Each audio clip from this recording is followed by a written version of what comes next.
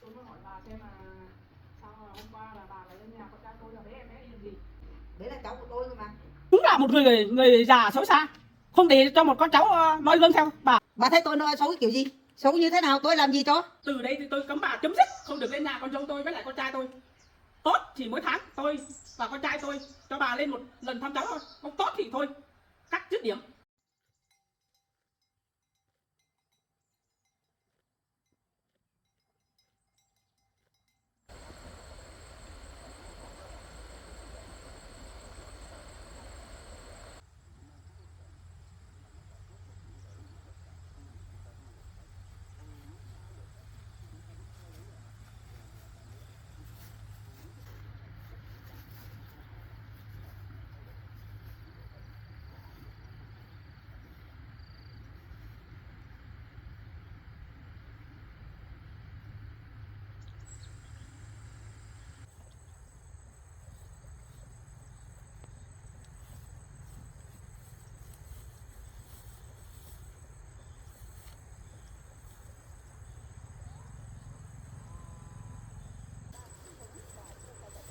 Đi chơi.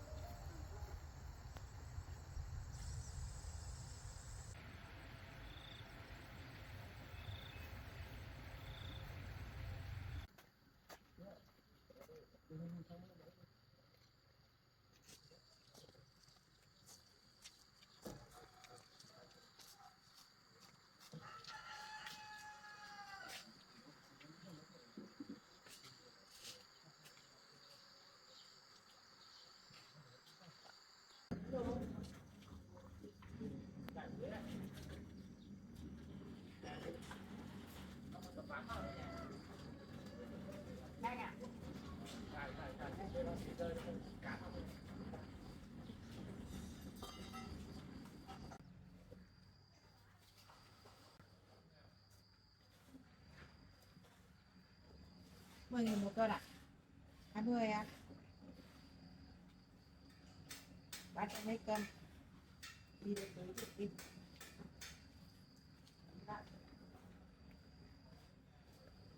Biết hả? Đây.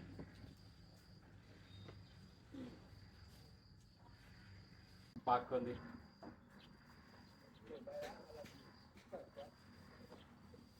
Ôi, trái này ngon quá nhỉ.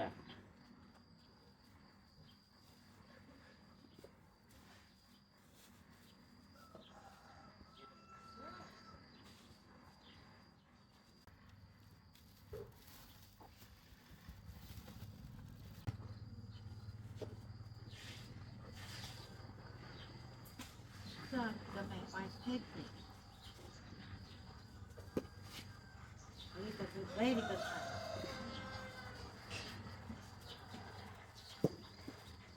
Giờ 2 quả rồi bác đi nhận.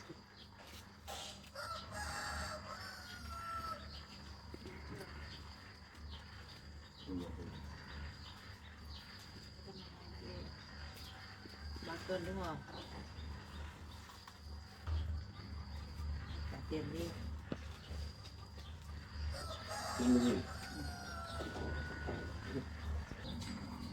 이거 몇 개 참여 사는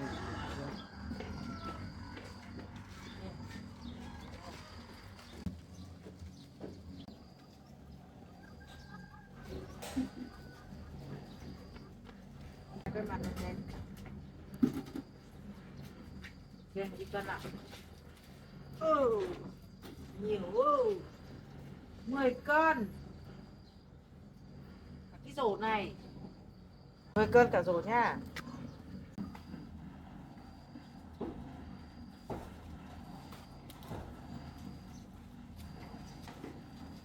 Con cơ. Ăn cái gì đây? Hai vợ chồng ở trong nhà không ra ngoài nữa nhé, mẹ đi làm mà không ra ngoài nữa. Cái bà nó rồi cái ăn đi, ngon quá, ăn đi cay cay ấy, ăn ngon nha, ăn bìm nhé, ăn bìm nha. Ồ, hôm nay biết bữa hôm qua biết đã đớp ngã rồi.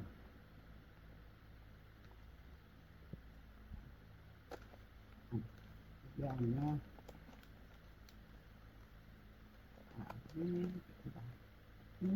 Thành.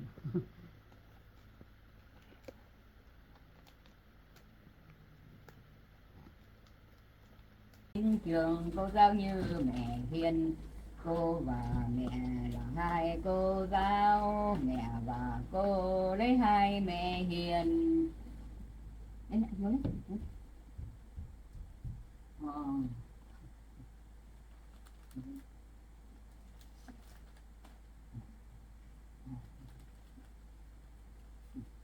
Với cái cầm mèo mèo như mật như mèo ê sâu lắm chẳng được mẹ yêu khăn mặt nô mà ngồi lim mắt đầu mắt rồi lại khóc mèo mèo mèo mèo thôi ăn đi nha cho một bữa ăn ngon nha.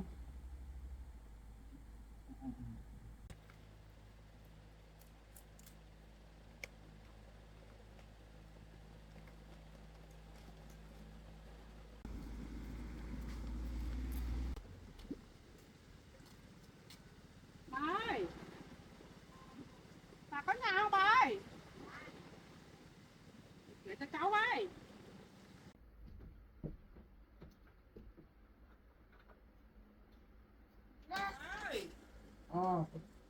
Có bà đến rồi. Cháu là mẹ của cháu Bảo thôi. Vâng. Ba. Ba.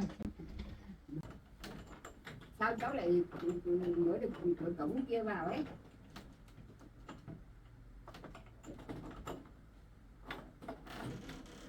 Bà đây. Sao cháu lại mở cửa được cửa cổng kia? Con trai cháu cho cháu một cái gì bà. Rồi con nó 3 tuổi nhà. Này cháu ngon lắm. Vâng, con dâu với con trai của cháu đi đâu rồi bà? Con dâu đi làm chưa về đâu, con trai cũng đi làm chưa về. Nhá.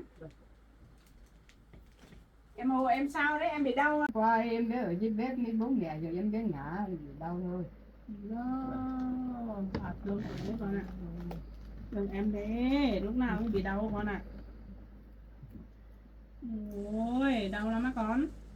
Cái tay làm biết rồi nó. Không cay đâu bà. Bim bim này không cay đâu. Hốt tỉnh.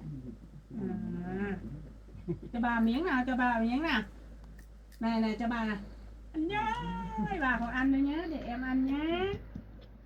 Giỏi quá, không biết bà nội cơ. Thế em bé ăn cơm chưa bà mà ăn bim bim thế này? Em bé ăn cháo thì có một cháo thằng chị. Làm cháo ở đấy là bà. Cháu có chịu khó ăn không hả bà? Cháu giờ cháu ăn được. Vâng. Cháu ăn ngồi cháu chơi cháu không. Vâng. Bây giờ là bà không dám mở cửa nữa. Cháu bảo với cháu mình là sớm mai dậy là nấu một nồi cháo để sẵn trong nhà kia. Đấy á bà. Vâng. Cháu làm cho sẵn rồi chứ bà? Vâng. Vâng. Cháu làm cho sẵn thì lúc nào cháu ăn thì bà lấy cho cháu ăn. Vâng. Không dám mở cửa ra ngoài nữa. Vâng. Đừng mở cửa nữa bà, nguy hiểm lắm đấy. Có phải hôm qua là mẹ của Tin về bế em bé đi không bà? Đúng thế. Vâng. Con thấy cháu thấy con trai của cháu bảo rồi, bảo mẹ của cháu Tin thì về bế em bé đi phải không? Phải. Vì hai bà cháu ngủ trên giường kia để bảo lúc qua bà còn ôm bé mà. Rồi cho bé ngủ xong rồi hai bà cháu ngủ được bà ngủ quên lúc nào thì không biết rồi. Bà ngủ đây bà đi bế bé đi. Bà cứ tưởng là bé xuống sàn để chơi. Bà dạy đi tìm chỗ nào không thấy, bảo mẹ của cháu bé về thổ bài tìm khắp nhà không thấy đâu. Thế mình không đóng cửa bà ấy Bà đóng cửa rồi, bà đóng cửa rồi mới cho bé ngủ. Hai bà cháu mới ngủ trên giường kia, bà còn ôm bé mà đi cháu bé đi ngủ không xuống sàn, tìm cũng không thấy, hai bà cháu tìm không thấy, như là đi hỏi chỗ nào cũng không thấy cháu bé ở đâu. Thế bên nhà công an để tìm. Đấy, cháu biết ngay bà đấy mà, bà sẽ có hành động láo mà. Thế thì gọi công an về vào việc chưa bà? Hôm qua làm giống đi tìm cháu bé này. Vâng. Bà ơi, Dạ. cửa nhà mình đã đóng hết rồi sao bà này vào được nhỉ? Không biết đó nó vào bằng cái cách nào. Hai bà cháu cứ ngủ trên giường kia. Hay bà ấy nó lấy cái gì về cậy cửa nhà mình bà? Không vào được. Bà không hiểu cái nó vào bằng cái cách nào. Kiểm tra lại cái cửa nào bà? Đi cái bàn là đi lại cái cửa đường kia. Đường này á bà? Vâng. Chắc là bà đấy lấy cái gì về cậy thế không bà? Cái cửa chỉ cái móc không thôi. Cái cửa kia chỉ có cái móc không thôi. Hôm nay sáng nay cháu bảo dậy sớm mới làm sửa lại cái khóa kia đấy. Vâng. Cái này chắc thế này sao nó ra được nhỉ? Rồi cháu kéo còn không nổi bà. Chắc sáng nay con trai của cháu mới sửa chắc thế này thôi. Bây giờ chắc rồi bà. Đấy, phải làm chắc thế này cho bà mới khỏi vào nhà mình được bà. Vâng. Nhưng mà con trai của cháu lắp cam ở bên này rồi chứ. Vâng. Thế bây giờ thì chắc rồi. Chắc rồi bà. Chắc. Vâng. Cháu không cày được rồi, chắc bà đấy không cày được rồi. Rồi bà, mấy hôm nay cháu cũng bận quá không được lên đây. Hôm nay con trai cháu lại gọi lên đây để con đi làm. Để ở lên đây ở với bà. Trong cái bé này. Vâng. Nhà cháu cũng hôm qua vừa gặt thôi bà. Vâng. Thì cháu là gần lúa rồi. Vâng, bên dưới kia là cháu gặt rồi bà. Vâng. Ở đây về đấy với bà nào. Ngày hôm kia đấy mẹ có tim đem cả vịt và cả gạo nữa về đùa cho cháu mình. Thế thì ngày hôm qua bà lại về thì bà mở cửa vào lúc nào hai bà cháu đang ngủ trên giường, bà mới bế cháu bé đi lúc nào bà không biết. Vâng. Thế lúc đấy là bà ngủ say rồi. Nó còn bà ôm đứa bé ngủ thế này mà, ôm đứa bé ngủ thế này mà nó về nó lấy được, mà cháu bé cũng không khóc, nếu mà khóc thì bà lại biết rồi. Chắc lúc ấy đã ngủ say rồi bà nhỉ? Vâng. Cái bà cứ tưởng là cháu bé xuống sàn chơi.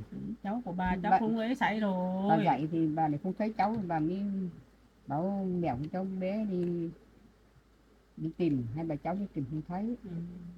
Rồi mới gọi cho cháu bảo đi làm về, bỏ bà tìm. Ai? Dạ.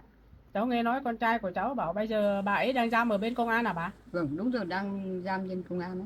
Cháu tức lắm đấy, chắc cháu phải lên gặp bà ấy mới được bà. Lên đi chỗ công an thì gặp bà ấy thì làm cái gì? Cháu để lên cháu chửi cho bà ấy một trận bà. Lúc nào cũng bảo vào đây thăm cháu. Cái mồm bà thì nói ngon ngọt lắm bà. Có thể ai không để ý bà thì tin bà được đấy bà. Mồm bà giỏi lắm. Nói có thể có vẻ ta đây lắm đấy. Cháu đã nói bà rồi, nói với bà này rồi, bảo bà làm người tốt đi, nhưng mà bà vẫn cố tình thế thì cháu lên cho nói trong một trận luôn. Cháu không nể được đâu. Lúc nào cũng lên nhà con trai đây mà nhiễu, mà phiền phức nhà đây. Cho bà với lại em bé với lại con dâu của cháu còn sợ đấy. Bà ơi, dạ. Bà ở nhà với em bé nhé. Vâng. Để cháu lên hỏi bà đấy đó. Vâng. Hay là bế em bé đi thế này nhé. Vâng. Vâng. Bà ơi, bà cầm cái này cho em bé. Con ở bà cụ nhé. Để bà lên hỏi bà đấy xem nhé. Sao là bế con cháu của bà đi nhé. Đấy, con ở bà cụ nhé. Bà ơi, trông cháu nhé bà nhé. Vâng. Để cháu lên cho chỗ công an để hỏi bà đấy đó. Vâng. Bà nhé. Vâng. Đi bà với nhé. Vâng. Vâng. Vâng.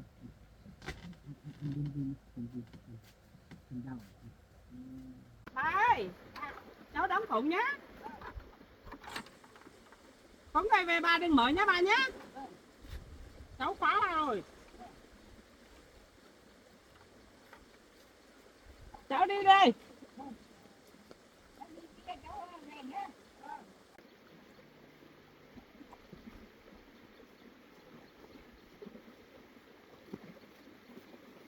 Cái bà này mày dám bế cháu của tôi đi à? Tôi lên tôi cho bà một trận luôn.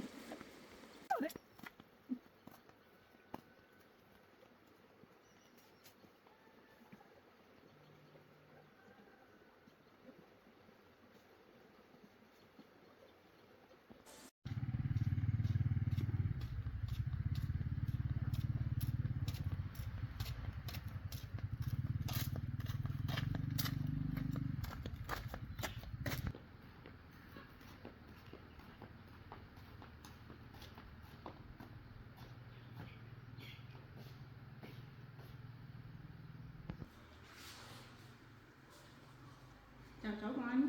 Vâng, chào bác. Vâng. Bác ở đâu? Con lên đây gặp cháu để gặp mẹ của cháu Tin ấy. Mẹ của Tim á. Vâng, mẹ của Tin. Thế bác gặp mẹ của cậu Tim có việc gì à? Vâng, bác có tiếng Việt ạ. Muốn gặp. Vâng. Thôi được rồi. Thế bác vào trong đây đi. Vâng. Anh ngồi chờ cháu để cháu... Vâng ạ.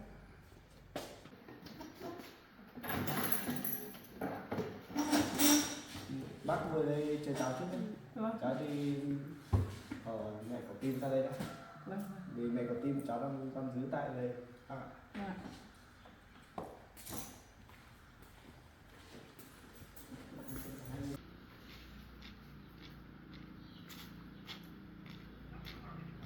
Bác vào đây đi. Có gì gặp bác.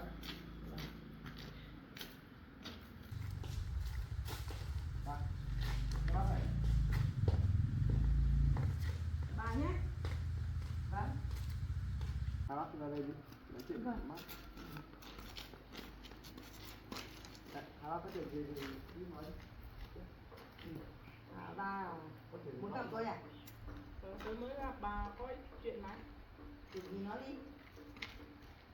Tôi mới hỏi bà xem là Xong là hôm qua là bà lại lên nhà con trai tôi là bế em bé đi làm gì? Đấy là cháu của tôi cơ mà. Bà vẫn nghĩ bà có quyền nuôi cháu á. Tôi không nuôi nhưng mà tôi bữa cháu đi chơi cơ mà, tôi có phải lấy làm gì đâu. Bà lên thì bà phải hỏi con trai tôi chứ, có phải có ý kiến của con trai với con dâu tôi cho phép lấy đi thôi bà mới được lấy đi chứ bà sao cứ lấy đi thế này? Hỏi cái gì tôi lên nhà mỗi lần bà có cho tôi vào nhà đâu. Này tôi nói với bà nhé, bà đừng có mà vớ vẩn nhé. Cái đứa cháu ấy thì cháu bây giờ đã thuộc về con trai của con trai tôi rồi nhá. Mà bà thích bế là bế được á? Vớ vẩn cái gì? Rõ ràng con trai của tôi thì tôi có quyền chứ, chẳng qua là bây giờ là con trai của tôi vẫn còn đang chưa được về thì các bà muốn làm gì thì làm chứ. Bây giờ tôi chưa biết giấy tờ của ai làm tôi cũng chưa biết, chẳng qua là tôi cứ biết là bảo cái giấy tờ thế thôi. Bây giờ là cháu là con cháu của tôi, bây giờ tôi bế đi chơi tôi cũng phải bế đi làm gì. Con trai tôi đã với con dâu tôi đã đồng ý và tôi đồng ý cho bà lên thăm cháu rồi. Nhưng mà bà làm kiểu thế là tôi không thích đâu. Mồm các bà các ông cứ bảo là đồng ý chứ nhưng mà thực tế tôi bà có cho tôi vào nhà đâu. Bà định là Toàn đóng bà cửa, toàn định đuổi lấy, tôi không. lấy 2 con vịt với lại yến gạo lên đút lót cho con trai tôi Tôi gì? không phải đu lót, tôi Không lấy cháu đi gì? lên thăm cháu. Như hôm qua tôi lên tôi cũng lấy thịt định đi làm cháo cho cháu ăn thôi, chẳng qua là tôi vào đến nhà cũng không thấy bà cụ cũng ngủ say thì tôi thấy cháu ấy thì tôi bé đi chơi thôi, cháu của tôi bé đi chơi. Bà của ngủ với cháu đấy là bà phải hỏi bà ơi cho tôi xin lấy cháu đi chơi một lúc thế này nào. Sao bà là cứ bế tự nhiên thế này? Định đâu. Bà làm thế này có đúng không? Đúng hay không thì cháu của tôi cứ bé đi chơi, tao không làm gì cháu đứa cháu cả. Bây giờ bà cứ nghĩ là với cháu của tôi Đấy vẫn rồi. có quyền gì bà được chăm nom ngày nào đâu. Tao không chăm nom, bây giờ tao mới đi chăm nom còn gì nữa, bây giờ tao mới bảo bé đi chơi để đi chăm còn gì nữa. Bây giờ cháu lớn thế này rồi bà mới là bảo biết cháu của bà mới về lấy tự nhiên thế này. Tôi không đồng ý một tí nào. Bây giờ là bảo trước bé tôi không chăm được, bây giờ là lớn đến bằng này rồi thì tôi cũng về hộ cháu mình chăm được ngày nào hay ngày đấy, lần nào hay lần đấy, tôi có làm gì sao sai đâu. Mà con dâu tôi có nhất trí cho bà hộ đâu, nó còn sợ bà bỏ mẹ đi. Sợ cái gì, tôi có làm gì cho nó đâu. Tôi cũng không làm gì và hại vào gia đình của nhà bà cả. Tôi lên thì tôi cũng bảo là đứa cháu bảo là một tháng mới cho tôi lên 1 lần 2 lần thì tôi làm sao tôi chịu được. Đứa cháu tôi chơi bời ở đấy tao làm sao tôi chịu được. Lúc nào tôi cũng nghĩ đến cháu chứ. Thì tôi lên đấy thì tôi thấy cháu ở với bà cụ thì bà cụ cũng thấy ngủ say rồi thì tôi bế đi chơi. Bà bế đi, bà có thông báo cho gia đình biết chưa? Bà biết chưa, bà bế đi thế này là bà vi phạm pháp luật đấy bà. Kể cả có vi phạm pháp luật thì tôi cũng là ngồi ở đây tôi chẳng làm gì, tôi chưa làm gì hại ai cả.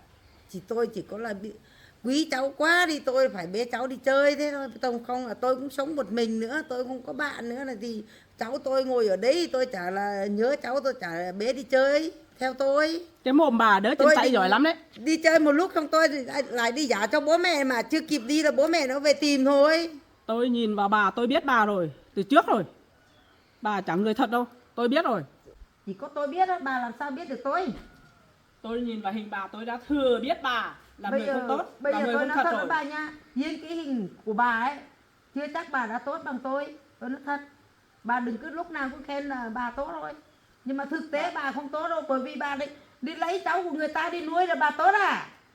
Đấy là không phải lấy cháu, bà phải hiểu chỗ này. Con trai bà đã làm hại con gái người khác rồi, tổn thương rồi. Con trai tôi là không chê cháu mình, mới yêu thương mình, lấy về hộ cháu mình chăm sóc. Cái Mận nó đã khổ lắm rồi bà. Bây giờ cháu đã lớn thế này rồi bà mới về tìm là bảo cháu của bà. Con trai bà đâu? Bà đâu mà hộ nó chăm nom ngày nào? Tôi nói thật á, bây giờ bà mới về nhận cháu á, còn lâu. Gia đình tôi mới cho bà. Chẳng qua gia đình tôi nể bà thì tôi cho bà về đây thăm cháu thôi. Tôi nói thật với bà nha, chẳng qua tôi về hơi chậm một tí thôi. Nếu mà tôi còn về nhanh một tí tôi không cho cái Mận nó mà khổ như thế đâu. Tôi cũng có quyền chăm sóc. Bây giờ tôi về sau quá thì tôi mới nhận được là con trai của tôi đã thế, thấy làng xóm họ kể tôi mới biết. Thế bây giờ biết thì bây giờ tôi hối hận rồi. Tôi mới đi xin bà, xin các mọi người để cho tôi đi thăm cháu thường xuyên. Không cho tôi vào thăm, tôi đi làm cách gì cũng không cho tôi vào nhà. Thế thì tôi là các người đã nghĩ cho tôi là người như thế nào? Giờ tôi nói với bà đấy, tôi cấm bà, tôi không cho bà lên thăm cháu tôi. Bây giờ gia đình chúng tôi đã tốt với bà rồi, nhưng mà bà đã làm thế thì tôi không nhất trí. Nếu mà tôi bảo nói bà không nghe, bà còn muốn đi ăn cơm nhà nước không? Tôi có phạm thì tôi đi ăn cơm nhà nước thì được, nhưng mà tôi không phạm gì, làm gì cho tôi nên. Tôi chỉ có bé cháu tôi đi chơi, tôi có hết đàng hoàng bình thường. Tôi có phải lấy cháu đi nhốt, hay là lấy cháu đi làm hại, hay là cháu làm gì đâu. Tôi lấy cháu đi, tôi vào nhà tôi chơi thoải mái vui chơi, tôi đi mua đồ cho cháu ăn cơ mà, tôi có phải đâu. Bởi vì cháu của tôi cơ mà, cháu ruột của tôi, cháu đích tôn của tôi cơ mà, làm gì tôi làm hại. Từ Các đầu người rồi. lúc nào cũng nghĩ tôi là người xấu. Từ đầu tôi đã biết bà rồi. Tôi không với con dâu tôi không cho bà vào nhà rồi, đóng cửa rồi, bà vẫn đùn đùn vào thăm cháu. Tôi Đấy. đã thừa tôi biết tính bà rồi. Đấy, tính xấu rồi. chẳng vì như thế này tôi mới bế đi chơi đó. Vì các người cứ lo tôi như thế nên tôi mới phải lấy đi đó. Bây giờ Nếu là mà các người tốt với tôi, làm gì mà tôi làm như thế. bây giờ giấy tờ đã làm xong thuộc về con cháu nhà tôi rồi, bà không có quyền gì mà lên thăm nữa. Từ Bây giờ đây cứ- tôi bảo trước, bây giờ nói cứ trước, bảo là tôi lấy không cái- cho lên thăm nữa. Bây giờ cứ bảo lấy cái giấy tờ và ép tôi á. Lúc nào cũng lên Còn lâu tôi đi lên sợ. nhà con trai tôi và con dâu tôi để làm cái đồ xấu, làm cái xấu. Cứ tưởng tôi không Lên biết cứ gì nói á. mồm mép cứ dẻo dẻo dẻo với cho mọi người để tin cái gì. Các bạn cứ tưởng tôi là không biết gì á. Cái giấy tờ đấy tôi không hiểu á. Tôi còn thừa hiểu ấy, bà đừng dọa cái giấy tờ đấy cho tôi. Ai mà chẳng hiểu. Tôi biết mà, giấy tờ đấy làm kiểu gì tôi biết mà, không giấu tôi được đâu. Kiểu gì bà nghĩ cái giấy tờ này là kiểu gì? Kiểu gì tôi đã nói bà làm gì? Nói ra đi, bà nói đi Tôi cái nói giấy bà tờ làm gì? này. Tôi nói bà chẳng biết hết à. Bà nghĩ Có cái lâu giấy tôi tờ nói này cho bà. là giấy tờ giả. Tôi đợi con trai của tôi ra việc với tôi đã, tôi mới làm việc với bà. Đúng là một người già xấu xa, không để cho một con cháu noi gương theo bà. Tôi xấu á? Bà thấy tôi nói xấu kiểu gì? Xấu như thế nào? Tôi làm gì cho? Tôi xấu như thế nào? Tôi làm gì?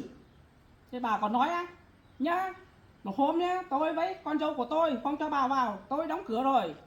Hai mẹ con tôi làm việc ở vườn, bà lén lút đi cậy vào cái đường cửa sổ sau của nhà con trai tôi, bà còn không xấu à? Hai mẹ con tôi còn đuổi theo bà đấy. Thứ hai, bà còn lấy áo lên che cái cam của con trai tôi. Thế bà thấy à? Con trai tôi kể hết rồi, bà đừng có bà cái. Con trai của bà kể mà con trai của bà có thấy tôi không? Con trai của Hôm tôi qua tôi về chỉ có vào mở cam cái cam đằng trước này thấy hết rồi. Tôi chỉ có về vào đón cháu thôi, tôi không phải làm cái chuyện xấu như thế này, bà đừng có mà nói Bao xấu nhiêu với việc tao. xấu ở nhà con trai tôi bà còn cái gì? Tao nói thật với bà đây, bà đừng có mà nói xấu với tao. Không phải nói xấu, mắt tôi nhìn thấy bà làm. Mồm bà lúc nào cứ chửi tôi leo lẻo bảo tôi xấu, nhưng mà thực tế bà cũng chẳng tốt với bao nhiêu đâu bà. Đấy, bà còn nhớ không? Cái hôm bà lấy sứa về này, nịnh con dâu tôi uống này, xong là bà đi bảo cho bác hộ dùng rau này các thứ đấy, đấy là bà nịnh bà tốt lắm à? Thế thì tôi bao nhiêu làm việc tốt thì các bà không cho tôi vào nhà thì tôi phải làm thế. Làm- Nếu mà các bà tốt, các bà cho tôi vào nhà thường xuyên thăm cháu thì làm gì tôi phải làm thế. Tôi biết bà xấu tôi mới không cho vào nhà. Bà làm Vì sao con biết tôi trai xấu? tôi không Bà ở làm nhà. sao biết tôi xấu? Con trai tôi không ở nhà. Làm sao mà tôi bà không biết cho tôi vào. xấu? Bà cứ tưởng bà là tốt à? Bà cũng không tốt đấy đâu. Vì tôi thấy Bởi vì con- bà cháu của người ta sờ như thế này bà cũng quản, bà lấy thế giỏi, bà bảo con trai với con dâu của bà các để lấy một đứa khác đi, đứa cháu tôi để Con cho tôi dâu, nuôi. con dâu tôi hoảng hốt, cứ thấy bà là con dâu tôi hoảng hốt, sợ rồi, sợ bà rồi. Thì tôi chưa làm gì cho nó cả. Mà tôi cấm bà, nói với bà đấy, không được về gặp cháu của tôi. Con dâu tôi sợ lắm, sợ bà lắm, hoảng hốt lắm, thấy bà con dâu tôi sợ lắm. Tôi nói trước. Bà nói như thế tôi sợ á? Còn lâu tôi mới sợ. Tôi thích về với cháu lúc nào thì quyền của tôi. Tôi về với cháu tôi, không về với bà. Bà phải hiểu như thế. Bây giờ là cháu của tôi rồi, chẳng qua là bà bảo nhận hộ nuôi thì tôi chấp nhận. Bây giờ tôi không nói được nữa. Mai kia tôi sẽ nói tính sổ với bà. Bà đừng có mà nói tôi. Mà được á. Bà, nếu mà con trai tôi á, mà gặp bà còn làm thế á, thì con trai tôi làm đơn kiện bà còn đi ăn cơm nhà nước đấy. Nếu bà sống tốt, tôi còn cho bà lên thăm cháu. Nói thật ra thì nếu tôi không ở với con tôi thì bà vào lúc nào được. Còn riêng tôi còn ở nhà với con trai tôi thì với con dâu tôi thì không bao giờ cho bà vào nhà thăm cháu luôn. Tôi không chấp nhận là không chấp nhận luôn. Bà cứ nghĩ là con trai của bà là làm ấy là bà cứ tí là kiện ký làm giấy tờ là được à? Tôi nói thật với bà nha, tôi vào đấy tôi không làm một cái gì cả. Đố phải con trai của bà kiện tôi nè, tôi làm gì cho? Thế không làm cái gì tôi hỏi bà nữa.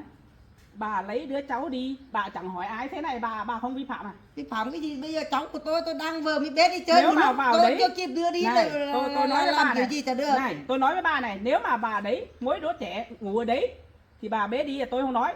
Bây giờ sờ có bà cụ nằm với cháu đấy, mà bà không hỏi bà cụ một câu nào, mà bà bế đi thế này là bà không ấy à? Bà cụ ngủ say rồi mà. Là bà tốt à? Tôi cũng hỏi bà cụ có thưa đâu, tôi cứ đi thế thôi.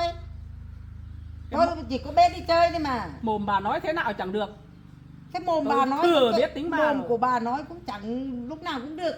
Tôi cũng nói với bà đấy, mồm bà cũng có, tôi cũng có mồm. Bây giờ bà nói kiểu gì tôi cũng có mồm, tôi nói với bà. Nói thế nào Tôi nói, thật với không bao bà, giờ tôi riêng tin bà, tưởng tôi bà. cũng sợ. Nói với bà tốt thì cho bà, tôi còn cho bà lên. Mà không tốt thì tôi cấm dứt bà không được lên thăm. Mỗi tháng tôi chỉ cho bà lên một lần thôi. Ôi, bà, Đấy thì tốt là tôi cho lên, không tốt thì con trai con dâu tôi không cho bà lên. bà muốn nói nào nói, bây giờ việc của tôi chứ. Tôi thích về lúc nào tôi về, cháu của tôi sờ đấy, tôi cứ đi đi. Bà làm gì tôi nên. Bà cứ Thế nghĩ tôi đơn lên giản thăm. thế thôi. Cứ về nhà người ta để thế này thì bà nghĩ đơn giản lắm. Thôi, tôi chẳng làm gì để là ấy cả. Bà cứ chửi tôi đi. Tôi có làm gì cho bà đâu. Không chửi à, bà cứ lên la lên lút thế này mà không chửi bà. Lên la lên lút thì tôi cũng chẳng lên la lên lút. Tôi về đàng hoàng.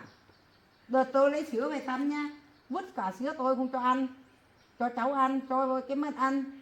Cái đấy là tôi không phải lòng tốt à. Đợt tôi lấy gà lấy vịt về nhá, cũng không cho nhận, cũng không cho tôi vào. Đấy. Cái Bà sữa cứ ấy nghĩ thì xem. cái sữa ấy con dâu tôi nó không thích, bà mà không thích, cháu tin thì nó vứt thì phải, nó không nhận thì phải.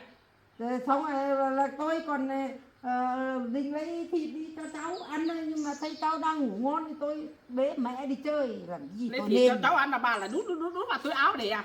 Xong đút, bây giờ thấy cháu ngủ thì tôi bế đi, xong rồi tôi đi làm chỗ khác cho cháu ăn. Nếu mà đúng làm người già, bà lấy về bà phải lấy vào tủ đi móc ở đấy, xong mình hãy lên thăm cháu.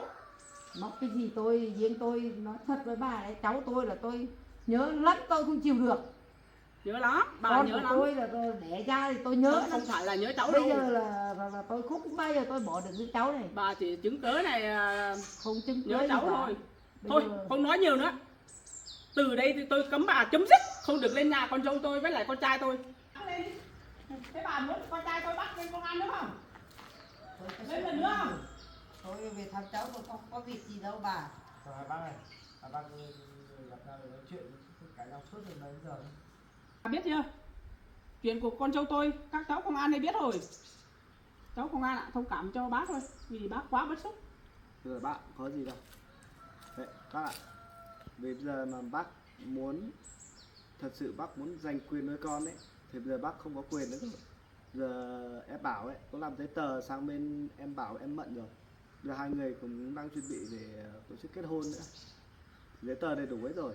Bác mà muốn xuống đấy thì là bác tham thì bác phải xin phép gia đình bên em Bảo. Rồi bác này chẳng hạn, hay là gặp em Bảo em Mận đi, thì bác vào bác hỏi, bác xin phép thì bác mới được gặp cháu, bác bế thế nào thì bế. Vì bác không phải là bác thích thì bác đi và bác bế, xong là không cần hỏi ý kiến ai, biết bế đi chơi đâu đi. Đấy, bác có biết tại sao bác ngồi đây không? Đấy, vì cái chuyện hôm qua đấy, bác đi bác cứ bế cháu tự nhiên đấy. Cháu ạ, bây giờ bác cũng nói thế. Một lần bác cũng về thăm, bác cũng thăm nhiều lần rồi, nhưng mà bác cũng bực là bởi vì bà không cho bác vào, cháu Bảo cũng không cho bác vào nhà, cháu Mận cũng không cho bác vào nhà. Bác có làm gì sai đâu, bác cũng bảo để cho bác về xin để thăm cháu mà thăm không cho bác thăm. Bây giờ bác biết cháu bác ở đây rồi để cho bác đi lại để bác thăm, bác không làm gì cho đâu, bác cũng xin nhiều lần mãi rồi không cho bác. Thì bác phải đến nỗi bác phải nhớ cháu quá, bác phải hôm qua bác nhân được cơ hội bác gặp, bác bé đi chơi thôi, bác cũng không làm gì cho đâu cháu đâu. Thì bác làm như thế là không đúng rồi. Nếu mà bác muốn thăm em Bảo, đứa cháu đấy thì bác cứ xin phép em Bảo hay là em Mận cũng là được. Mà theo cháu được biết ấy, thì em Mận là người cũng rất là tốt thôi. Nhưng mà nếu mà chắc chắn bác đã làm cái điều gì đấy để cho em Mận cũng sợ hay là lo lắng với lại em Bảo nữa, thì chắc chắn thì họ mới không cho bác đấy vào thăm đứa cháu đấy được. Bình thường ấy, bác mà đường chính ấy vào thăm cháu đấy, thì theo cháu nghĩ ấy, thì sẽ không có ai để ngăn cản bác đến thăm cả. Vì cái đấy là cũng là cháu của bác cơ mà. Bác nói thật với cháu nha, lúc đầu bác về bác không hiểu chuyện gia đình của bác như thế. Bác đi làm ăn về bây giờ bác mới biết con trai của bác như thế, xong bác mới làng xóm họ kể với bác. Bác biết xong bắt đầu bác mới rình mò đi hỏi mọi người mới biết nhà cháu Mận ở dưới đấy, xong bác mới đi tìm đi hỏi đi xin để xem. Đi xong bác mới hỏi nhưng mà mọi người cứ len lút lút cứ sợ bác làm chuyện xấu. Để thăm cháu thì cũng không cho vào nhà. Bác có làm gì cho đâu. Ít ra thì bây giờ là biết cháu ở đấy rồi thì cũng thông cảm để cho bác vào nhà nói chuyện tử tế xem nào. Để cho bác nói chuyện để là từ đầu đến cuối mình đã hiểu nhau thì mình đỡ phải nghi ngờ nhau như thế. Cứ không cho bác vào nhà. Bác cũng nghĩ bác cũng tức chứ. Này, nói với bà đấy, ngày đầu tiên về bà nói ngon ngọt với bọn tôi như thế nào? Câu nào câu đấy cũng bảo cháu của tôi đòi lấy cháu đi. Thế bà quên rồi à? Câu nào cũng bảo tôi lấy cháu của tôi lấy cháu đi. Thế này bà quên rồi à? Cấm tôi không cho vào nhà thì tôi chả bảo lấy đi. Bà cứ nghĩ xem từ ngày đầu tiên bà vào nhà con trai tôi đấy. Cứ lúc nào cũng nhem nhẹm không cho tôi vào thì tôi bảo thế cháu tôi bé đi luôn. Giờ không nói gì đến chuyện này nữa. Bây giờ tất cả giấy tờ ấy, với lại ấy thì bây giờ em bảo cũng làm hết rồi. Giờ bác ấy thì không có quyền lợi gì để mà đòi lại với cháu nữa đâu. Đấy, bây giờ bác thì không ấy thì bác cứ về đi. Còn bác ấy thì tạm thời bọn cháu vẫn tạm giam để cho sếp của cháu về đã thì mới làm việc được. Còn bây giờ bác về thì bác yên tâm đi. Vì bác này hiện tại thì cháu vẫn ở cho trên này thôi, chưa bác về bác phải lo lắng gì cả. Thế cháu Khoa cô giúp bác với nhé. Vâng, được rồi. Để cho gia đình con trai của bác khỏi lo lắng này. Dạ vâng. Có gì đâu bác ạ. Phòng. Vâng. Vâng, Dạ. thế bác xin phép nhé. Dạ vâng. Thôi, bác cháu được đâu. Bác cũng vừa cả thôi. Bác vào cái tủ này ấy, không được đâu. Còn lại bác ấy, bây giờ đi đừng có mà đi bế em bé thêm một lần nào nữa. Bác vào rồi đi bế thêm đấy. Là càng sai trái đấy.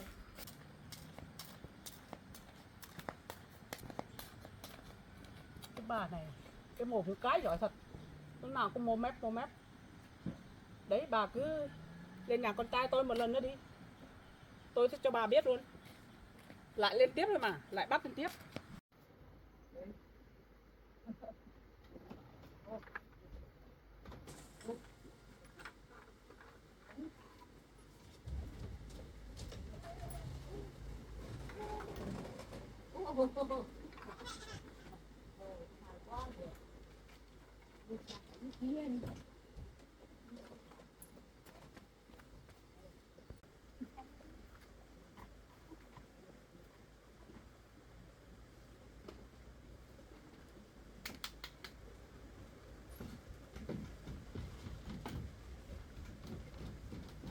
Cháu này rồi.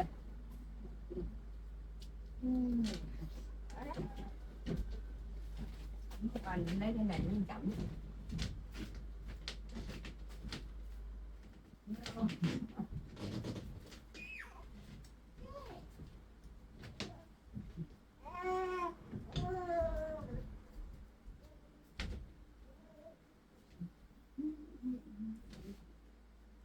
Cháu ơi, khi nãy mẹ với cháu bảo vừa lên đấy.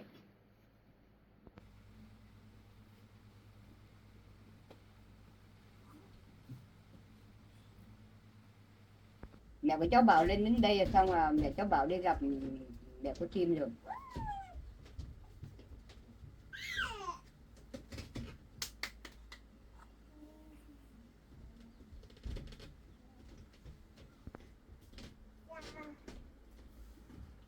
Nhân viên ăn hết rồi.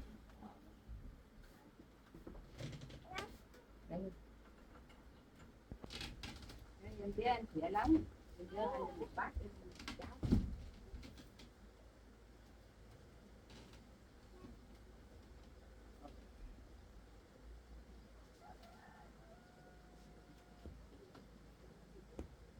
Sáng nay cháu đi bán hàng có được không?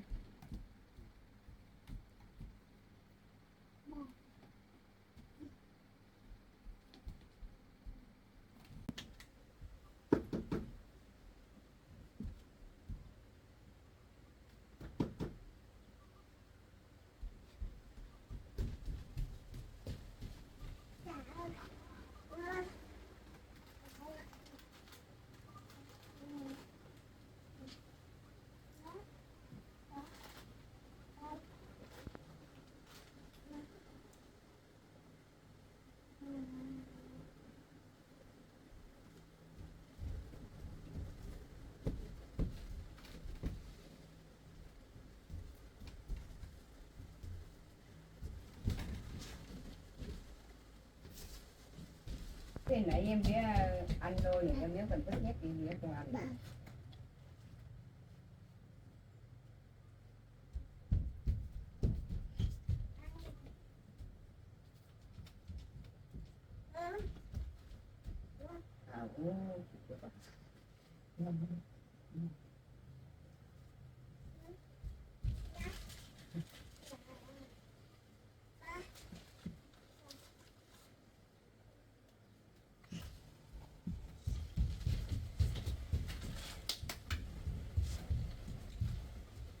Này dễ lắm nhỉ. Con mẹ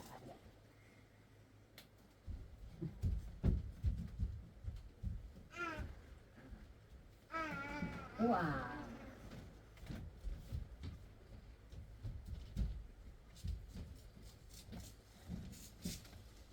Wow. Đây đây.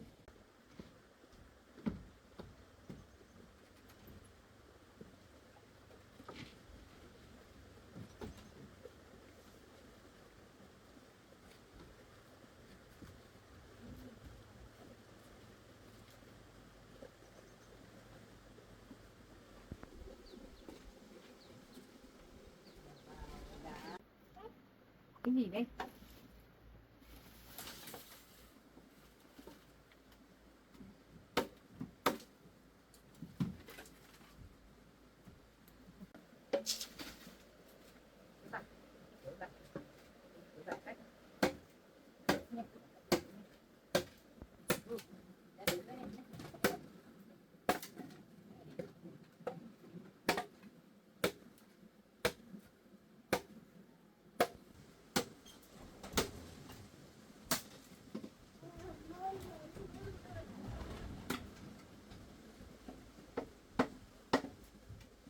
Nó đấy đấy.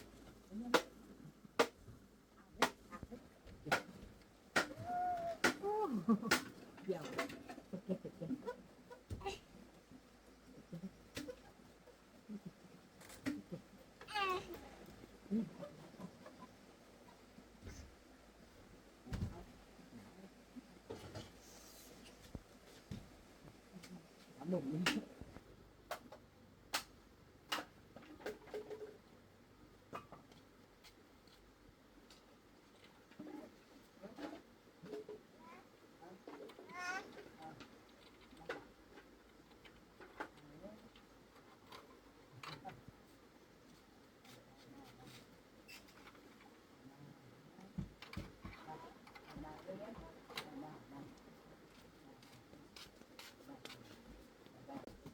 Con ơi, con đi làm về rồi. Đi nấu bé nữa con.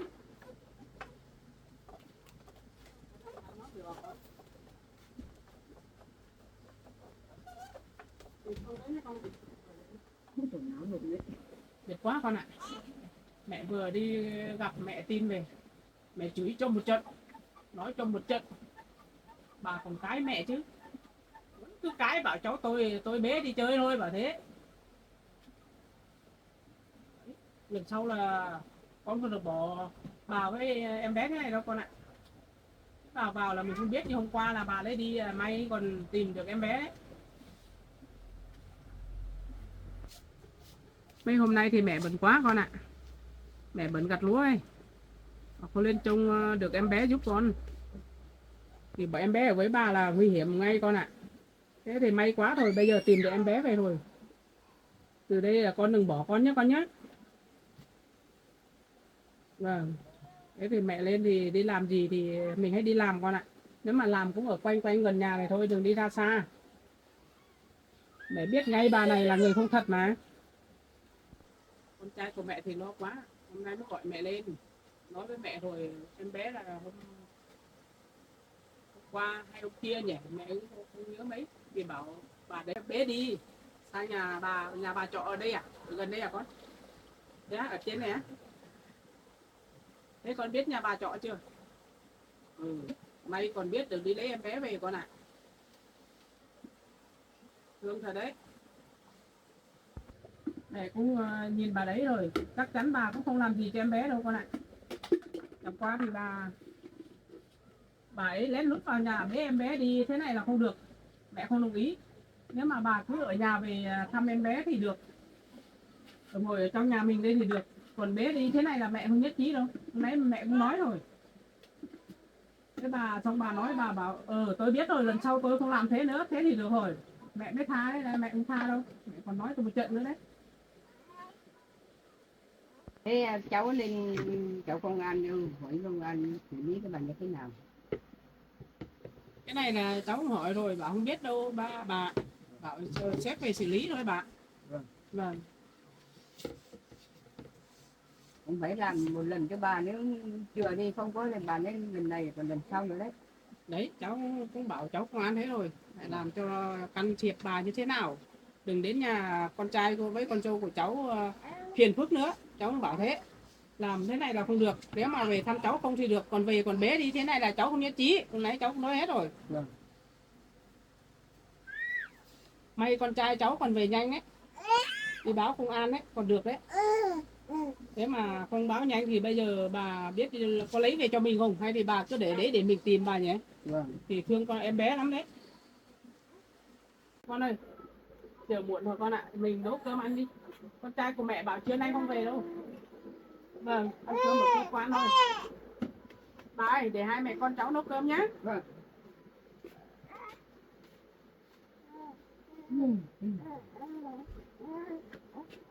Ơi, Phải cái gì cứ lấy nữa. ơi, Phải dịch không? hư lắm cơ. Con ơi, đưa em bé lên nhà đi con, đưa bà cụ lên nhà đi.